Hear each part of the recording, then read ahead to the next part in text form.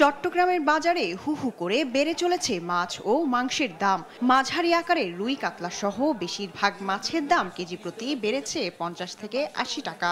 অন্যদিকে গরুর মাংস বিক্রি হচ্ছে কেজি প্রতি 750 থেকে 780 টাকায়, আর খাসির মাংস ছাড়িয়েছে 1200 টাকা। ক্রেতাদের অভিযোগ, অযৌক্তিকভাবে দাম বাড়িয়ে বাজার অস্থিতিশীল করে তুলছেন ব্যবসায়ীরা।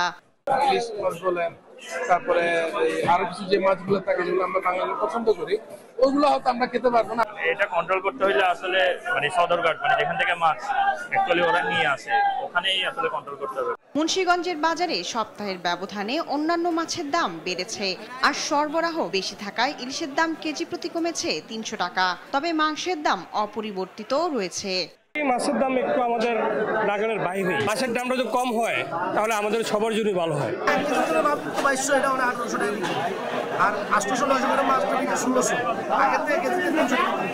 নোয়াখালীর বাজারে বেড়েছে মাছ ও সবজির দাম। ইলিশের ভরা মৌসুম হলেও দাম সাধারণ ক্রেতাদের নাগালের বাইরে। পাশাপাশি সকল প্রকার সবজির দামও বেড়েছে। পণ্যের দাম তো এখন মোটামুটি হাতের নাগালের বাইরে। মাছের দাম তো চড়া দেখতেই আছে।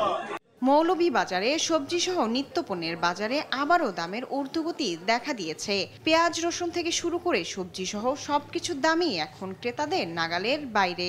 পেঁয়াজ বিক্রি হচ্ছে কেজি প্রতি 75 থেকে 80 টাকা, রসুন কেজি প্রতি 120 থেকে 130 টাকা। পেঁয়াজ, চাউল ডাউল যে দাম আর কি, এই দামে অনুযায়ী টাকা পয়সা যে আমাদের কাছে আছে আর কি, তো সবজি কিনে গিয়া সবজি কেনার মতো টাকা পয়সা থাকে না আর কি। বর্তমানে মালের দাম বেশি থাকার কারণে সর্ব জায়গাতেই দাম বেশি।